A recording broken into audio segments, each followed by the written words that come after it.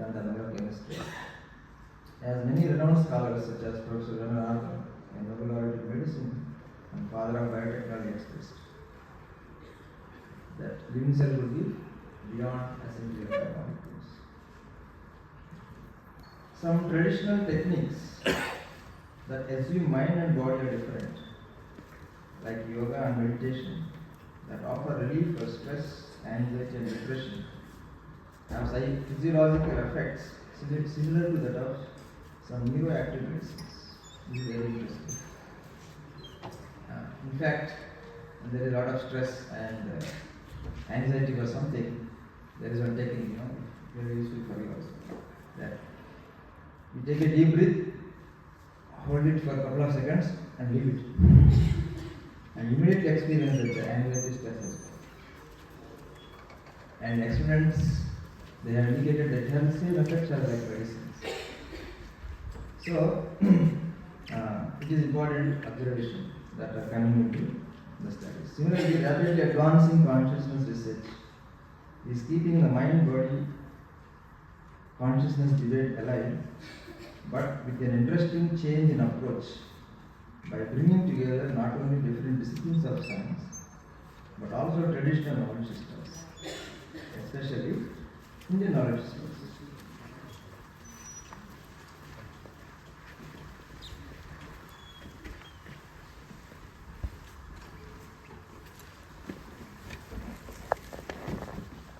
We see in patients, especially those who are terminally ill, like cancer, we need not only more physical care, but also we need to take care of the mental, emotional, and spiritual health, because they know that they are going to die soon. Already, right? I think we all know that we are going to die. We don't know. We know someday it is not very near, but those who are terminally, seriously terminally ill, they know that. They know that they are going to die soon. So therefore, they have many emotional and existential questions. It seriously makes them ponder over and worry about this world and the next. What is happening? Questions such as, what is the purpose of my life? Why am I living? Why am I dying? These are the questions that we need to answer in order to effectively give the care. And make the medicines also work. So state of the mind also the great part in the care. So our Indian government, we are very happy that giving a special emphasis to bring the traditional knowledge, especially Indian knowledge systems, into serious study in the academic institutions. You can see in many of the IITs and the important national institutions, the government has started Indian knowledge systems centers and departments. So it is a greatly welcome development. It's not only here, but also internationally, our traditional system is recognized. For example, the National Institute of Health has his own centers of complementary and alternative medicine, which works in collaboration with the Indian Knowledge Department and researchers, where they get exposure to our ancient tradition of yoga and meditation to their hospital researchers as well as to their university systems. So therefore, we should not shy away or feel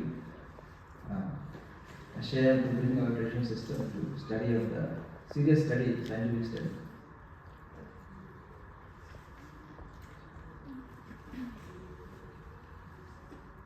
Similarly, climate change is a great important factor today. It is affecting health. Many of the deaths today are because of pollution. But the climate change is basically rooted in the mind change. We need to bring the mind change. So for that we need mind science, science of mind and spirituality to motivate people to act for the greater good.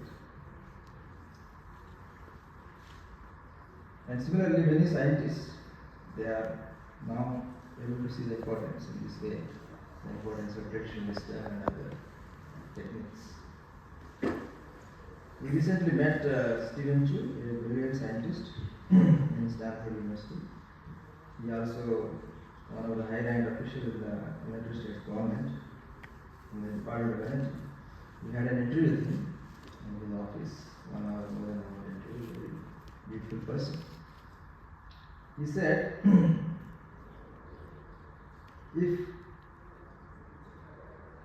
if somehow, the spirituality can make me a better human being, I am ready to become spiritual. A beautiful statement that is open, that if spirituality can make us a better human being, I am ready to take it. So that means the spiritual traditions have a responsibility to make spiritual traditions relevant and make a difference in the lives of the people, make the people better human beings, especially India, which is land of spirituality. So therefore, Dr. T.D. Singh, the founding director of the institute, he is a scientist as well as saint. He is PhD in University of California chemistry. He has met more than 2 dozens of Nobel laureates and interviewed them and been to the conferences. So one of his statements, is excel inside and excel outside. These two go together. Without excelling inside, we cannot excel outside. And nowadays we see many of these things that those who are achieved academically, financially, because they have not excelled inside, they succumb to the circumstances and it becomes very difficult to go. So therefore, this conference is very relevant because we bring together not only serious scientific study, also our traditional wisdom, to look at them not in a very sentimental way, but in a very scientific way, logical way, philosophical way, looking to them how to integrate both.